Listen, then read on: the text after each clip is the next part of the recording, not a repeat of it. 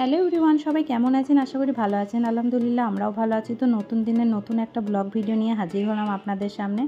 আর এই যে অনেক বই আর মালাট নিয়ে চলে এলাম, কারণ এই বইগুলো হলো কুটু সোনার। তো সমস্ত বইয়ে আমি এখন মালাট লাগাবো। আর এইগুলো হলো বই, অলরেডি 4-5টা বইয়ে আমি মালাট করে দিয়েছি। এখন এই যে এইদিকে খাতাগুলো আছে, যদিও খাতাগুলো লাগাতে হবে না, বইগুলো আর 2-3টে বাকি আছে। তো সেইগুলো এখন লাগিয়ে নিচ্ছি সুন্দর করে, কারণ ওর আবার 6 তারিখ থেকে স্কুল শুরু। তো ওই জন্যই আর কি মালাটগুলো সুন্দর করে লাগিয়ে নিচ্ছি। তো ঈদের কেনাকাটা কাদের কমপ্লিট হয়েছে আমাকে একটু জানাবেন। আমার তো এখনও অবধি কেনাকাটা হয়নি, তবে যাকে যেটা দেওয়ার সেগুলো তো সব হয়ে গেছে, দেওয়াও হয়ে গেছে। তো এখন এই যে মালাট টালাট দিয়ে এখন বসেই আছে। আর এই যে এতগুলো বই, যেগুলো সমস্তটা আমি আর কি মালাট করে দিলাম।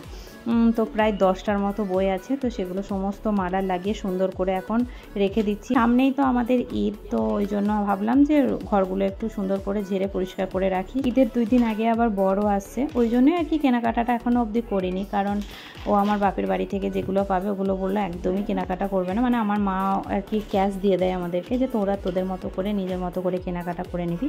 আর এইদিকে দিদি একটু কলমি শাক নিয়ে এসেছিলো, তো সেটাকেও এখন ভাজবো। কলমি শাক আমার বেশ ভালো লাগে খেতে। আর এইদিকে এই যে দেখুন বেডের অবস্থা এরকম। তো সমস্তটা ঝাড়াঝুড়ি কমপ্লিট করে এখন বেডটা পরিষ্কার করতে চলে এসেছি। আর কিট্টু হলো প্রত্যেক দিনের ওই যে টেডি বিয়ারগুলো নামাবে, ওখানে খেলবে, সেগুলো আবার আমাকে গুছিয়ে সুন্দর করে রাখতে হয়। তো এই হলো কাজ। যাই হোক, মা হয়েছে, এগুলো তো করতেই হবে।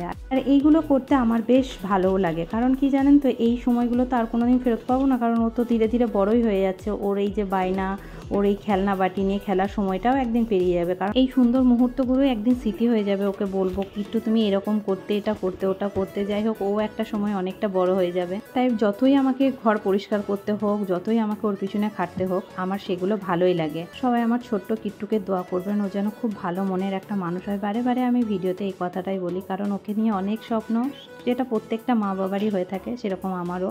অনেক কিছু শপিং হয়ে গেছে অলরেডি, মানে আমাদের না হলেও কিট্টু অনেক ড্রেস গিফট পেয়ে গেছে। তো সেই ড্রেসগুলো আর কি অবশ্যই আমি শেয়ার করব, অন্য একটা ব্লগ ভিডিওতে শেয়ার করব। আর আমি কি কি কিনবো না কিনবো সেটাও আমি আপনাদের সাথে শেয়ার করব।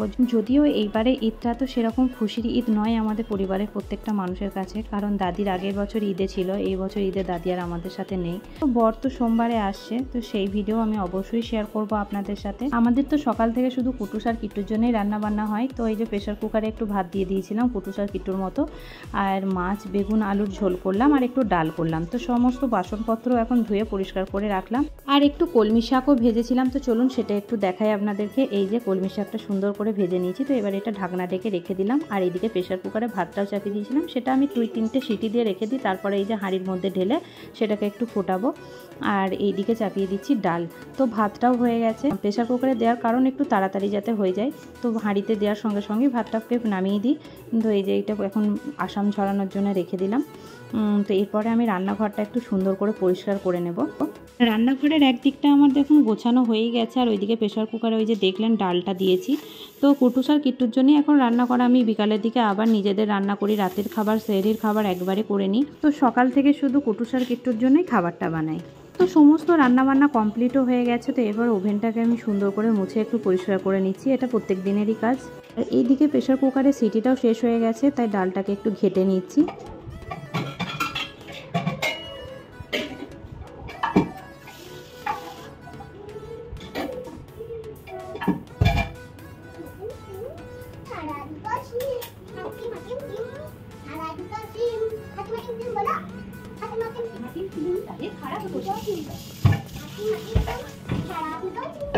তো চলুন, এইদিকে রান্না হয়েছে এই যে শাক ভাজি, এই যে ডাল, আর মাছ আলু আর বেগুনের ঝোল।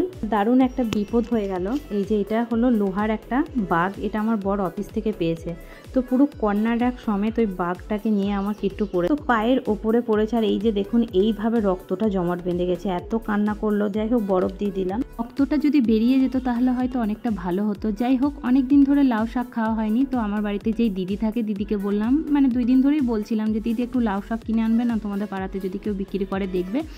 তো দিদি দিদি বললো ঠিক আছে। তো আজকে এই যে নিয়ে এসছে লাউ শাক, তো লাউ শাকগুলো এখন পরিষ্কার করে রেখে দিচ্ছি, পরে একদিন রান্না করবো। ওই যে পোস্ত দিয়ে লাউ শাক আমার বেশ ভালো লাগে। তারপরে লাউ শাকের যে পাতা আছে সেই পাতা দিয়ে একদিন ভর্তা বানাবো। তো ওই জন্য সুন্দর করে পরিষ্কার করে রেখে দিচ্ছি। আর রান্নার সময় না এই পরিষ্কার করতে অনেকটা দেরি হয়ে যায় রান্না করতে। আমার ভিডিওগুলো কেমন লাগছে না লাগছে কমেন্ট করে জানাবেন প্লিজ, আপনাদের কমেন্টের অপেক্ষায় আমি থাকি। এই যে শাকগুলো আমি সুন্দর করে পরিষ্কার করে নিয়েছি, আর এই যে এই পাতাগুলো রেখেছি এটা ভর্তা বানাবো। তো যাই হোক, আজকের ভিডিওটি এই অবধি। সবাই ভালো থাকবেন, সুস্থ থাকবেন, টাটা।